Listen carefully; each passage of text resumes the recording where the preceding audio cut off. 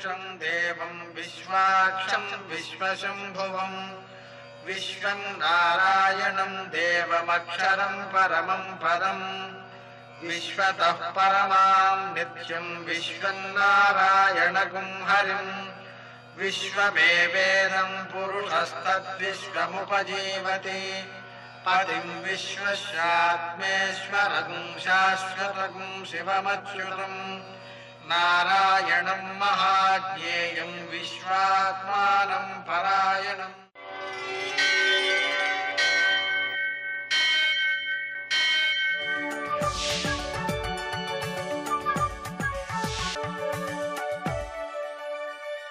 सूर्यशौर्यमथेन्दुरिन्द्रपदवी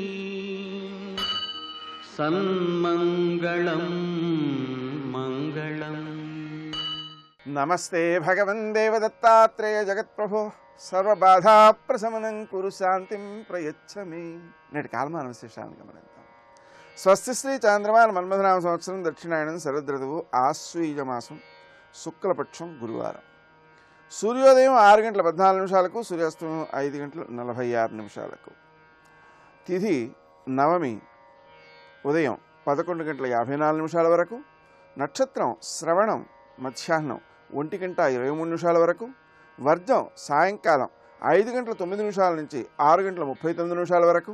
దుర్ముహూర్తం ఉదయం 10:05 నుంచి 10:51 వరకు.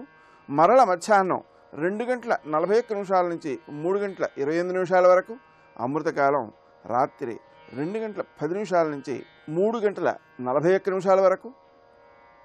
రాహుకాలం గురువారం కాబట్టి మధ్యాహ్నం 1:30 నుంచి 3 గంటల వరకు. అష్టకవర్గ రీత్యా శుభప్రదమైన సమయం ఉదయం 9 గంటలకు. ఈ టీవీ ప్రేక్షకులకు విజయదశమి శుభాకాంక్షలు.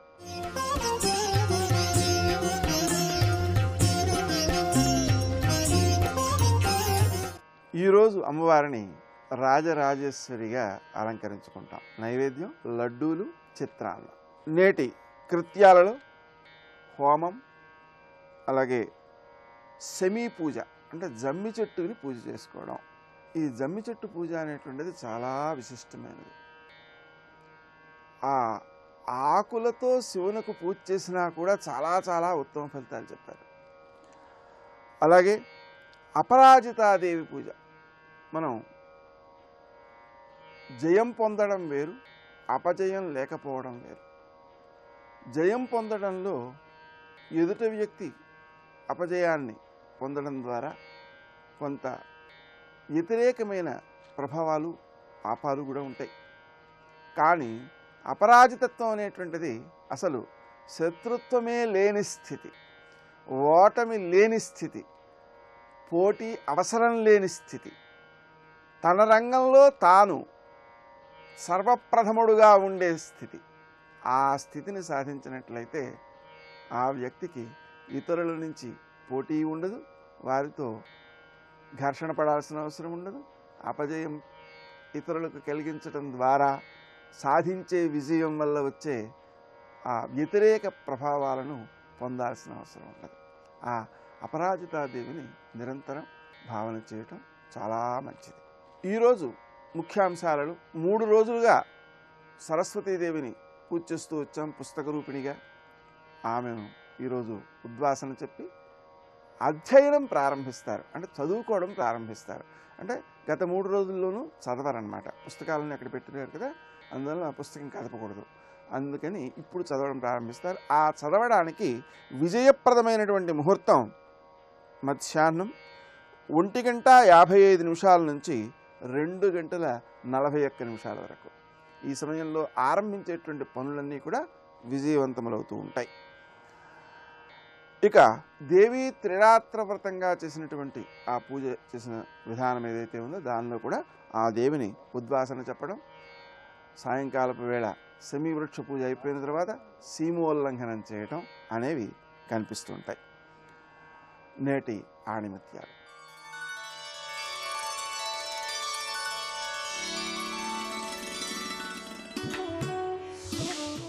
ముక్తిని సైతం త్యాగం చేసి ఇతరులకు సహాయం చేయడానికి సిద్ధంగా ఉండాలి.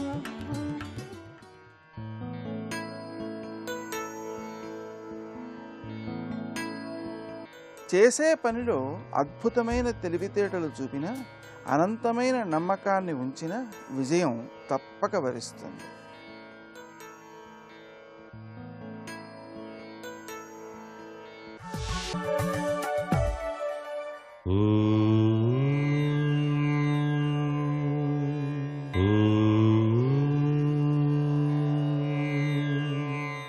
శ్రీమాత్రే నమః. ఈటీవీ ప్రేక్షకులందరికీ విజయదశమి శుభాకాంక్షలు.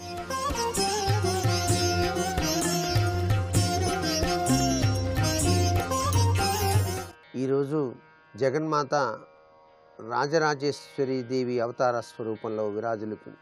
ఆమె అనేక మంది రాక్షసులను సంహరించి విజయాన్ని సాధించడం వలన విజయదశమి రోజు అపరాజితా దేవిగా కీర్తించబడది.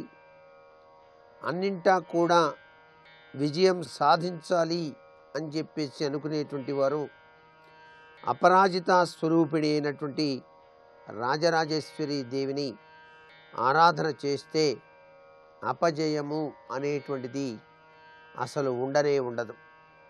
అందుకే రాజరాజేశ్వరి దేవి షోడశ మహావిద్యా స్వరూపిణిగా, శ్రీచక్ర అధిష్టాన దేవతగా ఈమె మణిద్వీపంలో చింతామణి గృహంలో ఉంటుంది. ఈమె పరమ శాంతి స్వరూపంలో చిరునవ్వులు చిందిస్తూ చెరకుగడను చేతిలో ధరించి ఒక చేత అభయముద్ర చూపిస్తూ దర్శనమిస్తుంది.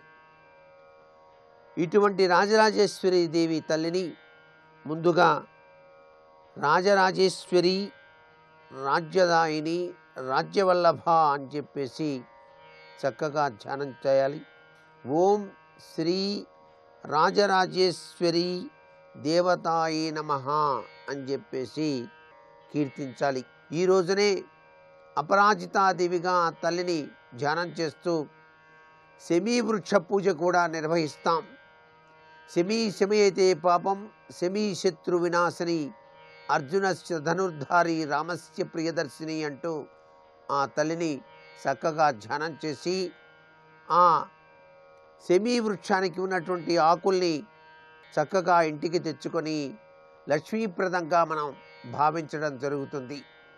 విజయసిద్ధిని కోరే ప్రతి ఒక్కరూ కూడాను శమీ పూజను తప్పనిసరిగా ఈరోజు ఆచరించి తీరాలి.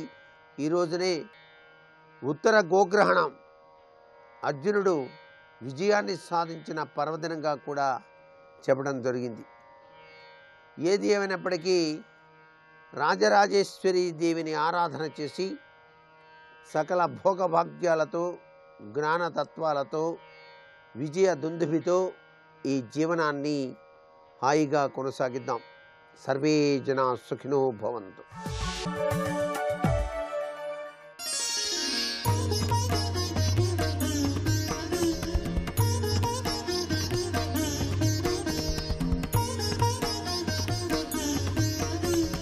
ఈటీవీ ప్రేక్షకులకు విజయదశమి శుభాకాంక్షలు. రాజరాజేశ్వరి రాజధాని నగరి వేగమే పూర్తిగా వించుగాక.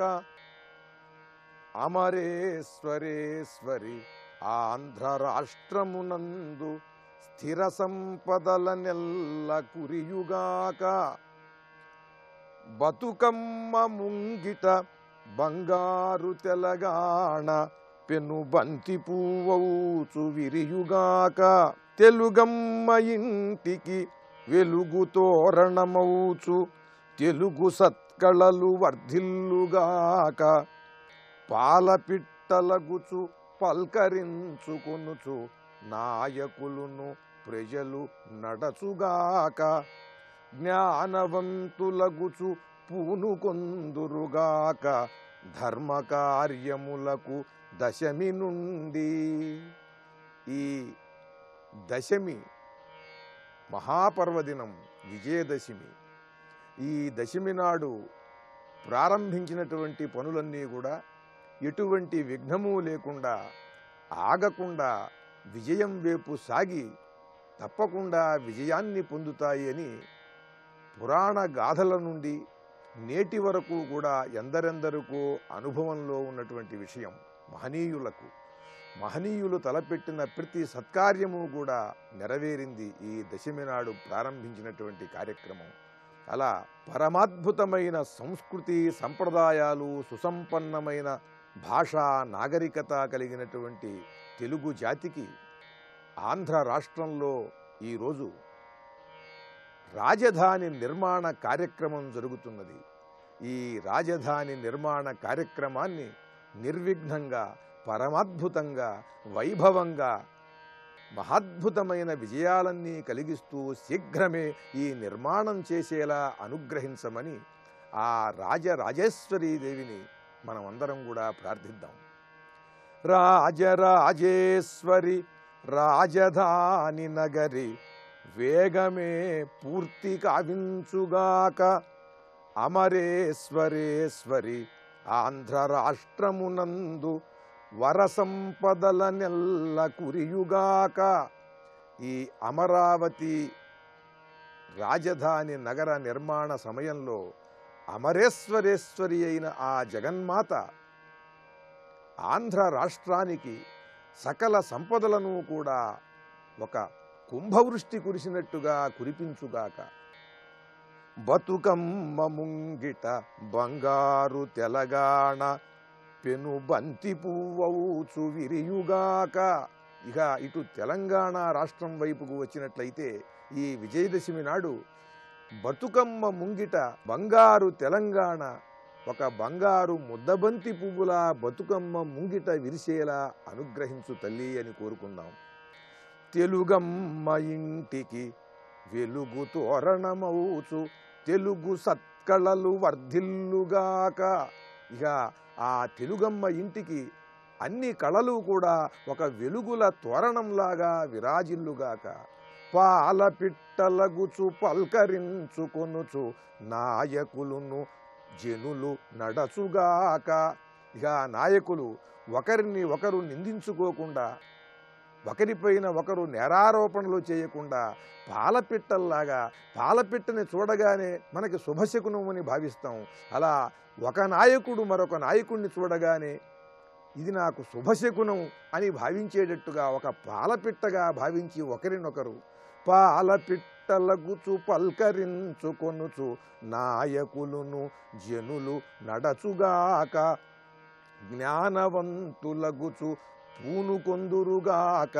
ధర్మ కార్యములకు దశమి నుండి, ఈ దశమి నుండి ధర్మకార్యాలకి పూనుకుంటూ ప్రజోపయోగకరమైన సమాజహితకరమైనటువంటి కార్యక్రమములలో అటు నాయకులు ఇటు జనులు కూడా నిరంతరం కృషి చేస్తూ పరమాద్భుతమైన ప్రగతిని సాధించుగాక అని మనం అందరం కూడా కోరుకుందాం.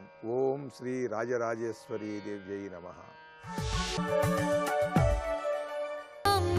శాంభవి చంద్రమౌళిరవలాపర్ణ ఉమా పార్వతీ కాళీ హైమవతి శివా త్రినయని కాత్యాయని భైరవీ ప్రణత జనతాపవర్గా కృతరణసర్గా ససింహ సంసర్గా కామాక్షి ముదిత భర్గా హత రిపువర్గా త్వమేవ సా దుర్గా.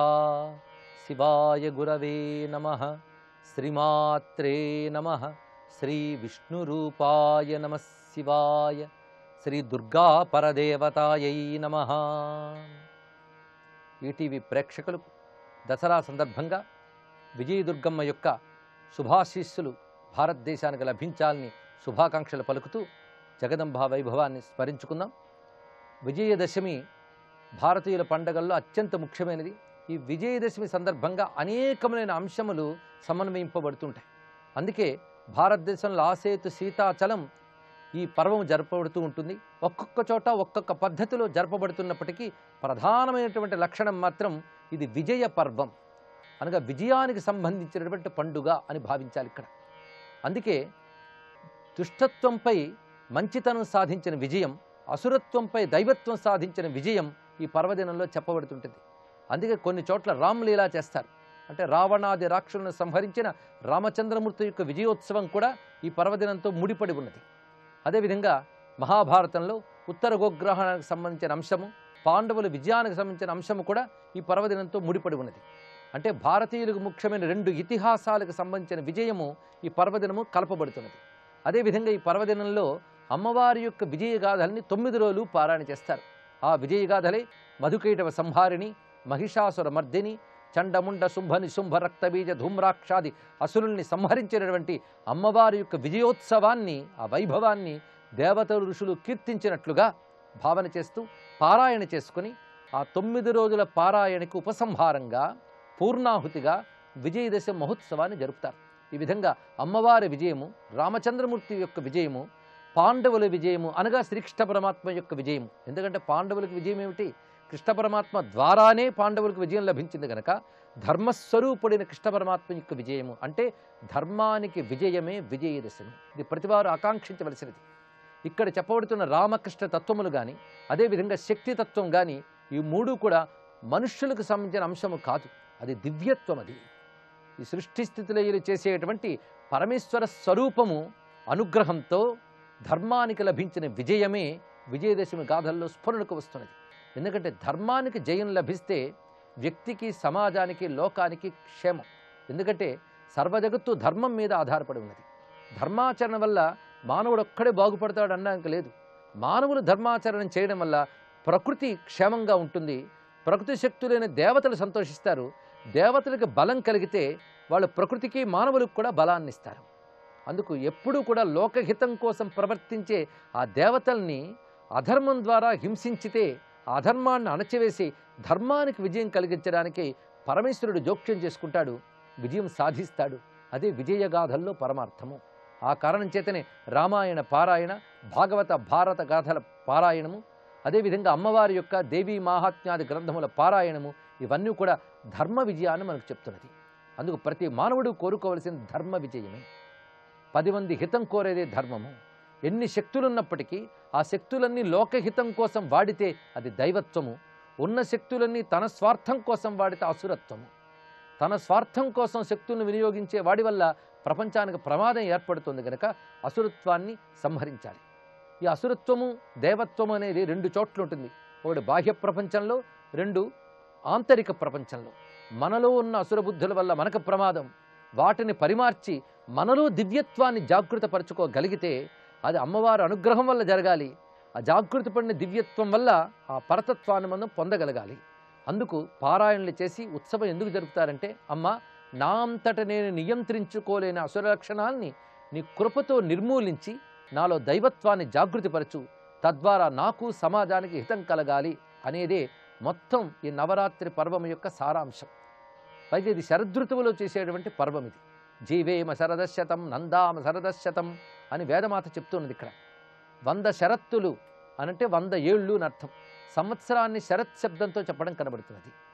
ప్రథమ నక్షత్రమైనటువంటి అశ్విని నక్షత్రంతో కూడిన ఆశ్వీజం శరదృతువుకి మొదటి మాసం. అందుకే సంవత్సరం లెక్కలో శరత్తును కూడా చెప్తారు. 100 వసంతాలు అనడం ఎలా కనబడుతుందో 100 శరత్తులు అనడం కూడా కనబడుతుంది. అటువంటి ఆ దివ్యమైన శరదృతువు ప్రారంభంలో చేసేటువంటి నవరాత్రి ఉత్సవము మొత్తం సంవత్సరానికే శక్తినిస్తుంది. ఎందుకంటే సంవత్సరమంతా దీక్షాబద్ధంగా ఉండడం అనేది నిత్య జీవన వ్యవహారంలో సాగదు. అందుకే సంవత్సర ఆరంభంలో ఒక 9 రోజులు నియమబద్ధంగా ఉంటూ జగదంబని అనగా దివ్యశక్తిని ఉపాసన చేసినట్లయితే ఆ శక్తి మనల్ని కాపాడుతూ ఈ సంవత్సరమంతా మనకి క్షేమం కలిగిస్తున్న ఉద్దేశంలో ఈ శరన్నవరాత్రి పర్వాన్ని నియమించడం జరిగింది. అయితే ఈ 9 రోజులు ఆరాధించడం ఒకటి, 9 రోజులు ఆరాధించలేని వారు మూలా నక్షత్రం మొదలుకొని విజయదశమి వరకు ఆరాధిస్తారు. కొంతమంది అది కూడా సాధ్యం కాకపోతే అష్టమి, నవమి ఆరాధన చేసి విజయదశమి నాడు పూర్ణత్వం చేసుకుంటారు. అది కూడా కుదరకపోతే నవమి నాడు ఆరాధన చేయాలి. నవమి ఆరాధన లేకుండా దశమి ఆరాధన చేయడం దోషం కూడా. అందుకే నవమి పూజ చాలా ముఖ్యమైనటువంటిది. నవమితోనే పూర్తవుతుందంతా. అందుకు విజయదశమి అన్నారు అని చెప్పి నవమిని విడిచిపెట్టి విజయదశమి చేయరాదు. ఇది తెలుసుకోవాలి. నవమి చేస్తేనే విజయదశమి. పైగా పొద్దుట నవమి ఉన్నా నవమి గ్రాహ్యమే, కానీ సాయంకాలానికి దశమి ఉంటేనే విజయదశమి. అది తెలుసుకోవాల్సింది. పొద్దుట నవమి ఉన్నప్పటికీ సాయంకాలం దశమి ఉంటేనే దాన్ని విజయదశమి అనాలి. అంతేగాని పొద్దుట దశమి ఉండి సాయంకాలం ఏకాదశి ఉంటే దాన్ని విజయదశమి అనరు. ఇది కూడా తెలుసుకోవాల్సిన మనకు ముఖ్యమైన అంశం. ఎందుకంటే సాయంకాలం దశమి ఉంటే ఆ ముహూర్తానికి విజయదశమి అని పేరు. ఇక్కడ విజయ అనేది ముహూర్తం యొక్క పేరు. అది సూర్యాస్తమయ ప్రారంభంలో ఆ ముహూర్తం ఉంటుంది. ఈషత్ సంధ్య అన్నారు ఇక్కడ. ఆ సంధ్యా సమయంలో ఉండేటువంటి ముహూర్తం పేరు విజయ. అది కేవలం ఈ రోజున వస్తుంది. అటువంటి విజయాముహూర్తం కలిగిన దశమితో ఉంది కనుక విజయదశమి. అదేవిధంగా విజయదశమి, శమీ వృక్షము అగ్ని వృక్షము, యజ్ఞ వృక్షము, ఇది తెలుసుకోవాలి. శమీగర్భ అనే అగ్నిభట్టారకుడు కూడా పేరు ఉన్నది. భారతీయ ఋషుల దర్శనములే వేరు. వృక్షాల్లో ఉండేటువంటి వివిధ దేవతాతత్వాన్ని పరిశీలించారు. అలాంటి అగ్నితత్వం శమి, అది యజ్ఞస్వరూపము. ఆ యజ్ఞస్వరూపము అగ్నితత్వము అయినటువంటి దాని యందు భగవత్ స్వరూపాన్ని ఆరాధించడం అనేది ఒక విశేషమైన అంశం ఇక్కడ. అందుకు శమీ శమయితే పాపం అని విజయద శమీ వృక్షాన్ని మనం పూజిస్తాం. దాన్ని బట్టి యజ్ఞము చేసిన ఫలితం అగ్నిస్వరూపిణైన అమ్మవారిని ఆరాధించిన ఫలితం లభిస్తున్నది.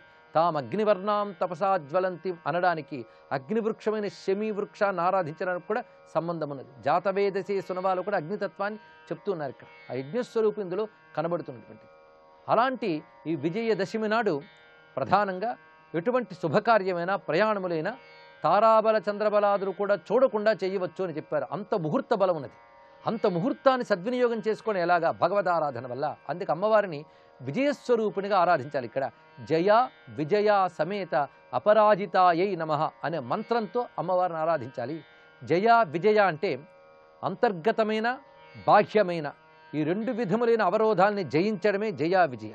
ఈ రెండింటిని జయిస్తే వచ్చే తత్వమే అపరాజితా తత్వము. సంపూర్ణమైన విజయ తత్వము ఈ మూడు నామాల్లో దాగి ఉన్నది. అటువంటి అపరాజిత దుర్గా మనల్ని అనుగ్రహించుగాక. భారతదేశానికి సనాతన ధర్మానికి అభ్యుదయం కలుగ్గాక. సర్వం శ్రీ జగదంబా చరణారవిందార్పణమస్తు.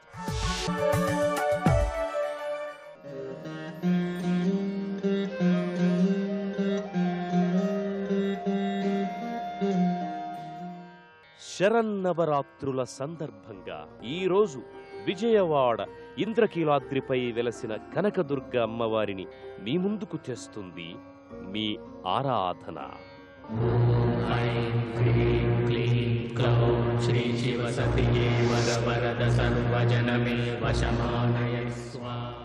భవాని త్వం దాసేమయి వితరదృష్టిం సకరుణా మితిస్తోతుం వాంఛన్ కథయతి. భవాని త్వమితి యః తదైవ త్వం తస్మై దిశసి. నిజ సాయుజ్య పదవీం ముకుంద బ్రహ్మేంద్ర స్ఫుట మకుట నీరాజిత పదా అని శంకరాచార్యుల వారు స్తుతించిన దుర్గామాతను ఒక్కసారి స్మరిస్తేనే కరుణామయి అయిన ఆ తల్లి మనల్ని కరుణిస్తుందని చెబుతారు. భక్తుల కొంగు బంగారంగా, జగజ్జననిగా, సర్వపాప హరిణిగా కీర్తింపబడుతున్న దుర్గామాత విజయవాడలోని ఇంద్రకీలాద్రి పర్వతంపై వెలసి నిత్యమూ భక్తుల పూజలందుకుంటోంది.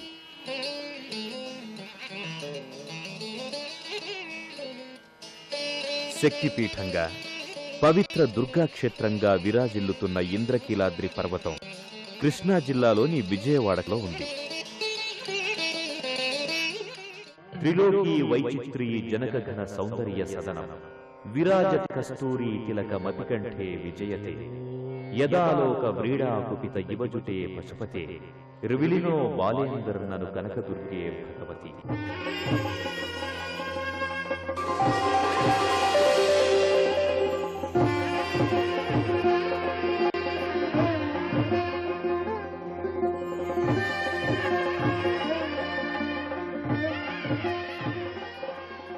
అమ్మల గన్నయమ్మ ముగురమ్మల మూలపుటమ్మ చాలా పెద్దమ్మ సురారులమ్మ అయిన దుర్గమ్మ సువర్ణ దివ్య కర్ణాభరణాలతో ఇక్కడ భక్తులకు దర్శనమిస్తుంది. ఇక్కడ దుర్గాదేవి మహిషాసుర మర్దిని రూపంలో రౌద్రంగా ఉన్నప్పటికీ పూలాలంకారం వల్ల, ముఖాలంకారం వల్ల ఆ తల్లి పరమ శాంత స్వరూపిణిగా, దరహాస జ్వలోన్ముఖిగా భక్తులకు దర్శనమిస్తుంది. ఎంత విచిత్రం దేవి చరిత్రం, ఎంత విచిత్రం దేవి చరిత్రం, పరమ పవిత్రం ముక్తికి సూత్రం. మాలను ధరించండి భవాని, మాలను ధరించండి. భవాని శరణం భగవతి శరణం, భవాని శరణం శరణం, భవాని శరణం భగవతి శరణం, భవాని శరణం శరణం.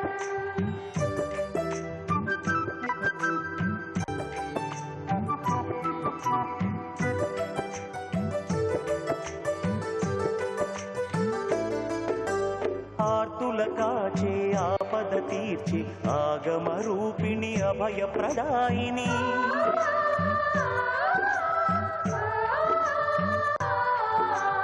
ఆర్తుల కాచే ఆపద తీర్చి ఆగమ రూపిణి అభయప్రదాయిని దీక్షను చేసిన మోక్షమునిచ్చే మధుర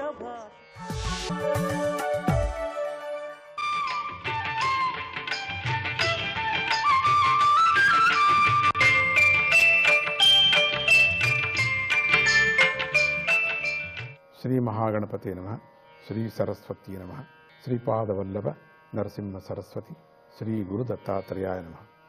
నవరాత్రి 10వ రోజు పూర్ణకళా రాజేశ్వరి. ఈ పూర్ణకళా రాజేశ్వరిని ఎంతగా మనం కొలుచుకున్నా చాలదు. విజయదశమి రోజు దత్తపీఠంలో పూర్ణకళా రాజేశ్వరి మాతను అర్చిస్తాం. జయాపజయాలు ఇహలోకానికి సంబంధించినవి, విజయం పరలోకానికి సంబంధించినది. వి అంటే విష్ణులోకాన్ని పొందించే జయం, గెలుపు, సాధన అని కూడా అర్థం. దశమి అంటే దశను అంటే 10వ సంఖ్యను కానీ మనుష్య దశను కానీ పూర్తి చేసేది అని అర్థం. ఇక్కడ మనిషి యోగయుక్తుడై శరీరాన్ని విడిచిపెడితే పరమపదాన్ని పొందుతాడని భగవద్గీత చెబుతుంది. పూజ అనే సాధన ద్వారా పరిపూర్ణత్వాన్ని పొందటాన్నే విజయమని అర్థం చేసుకోవాలి. అటువంటి అలౌకిక విజయాన్ని పొందినటువంటి సాధకుడు 84 లక్షల జీవరాశులలో చివరిదైనటువంటి మనుష్య దశను దాటి పరమాత్మతత్వాన్ని చేరుతాడు అని అర్థం ఇక్కడ. అందుకే ఎవరు ఏ పండుగ చేసినా చేయకపోయినా విజయదశమిని మాత్రం ఆధ్యాత్మిక పరంగా ఆచరించి తీరాలని చెప్పేసి శాస్త్రాలు చెబుతూ ఉన్నాయి.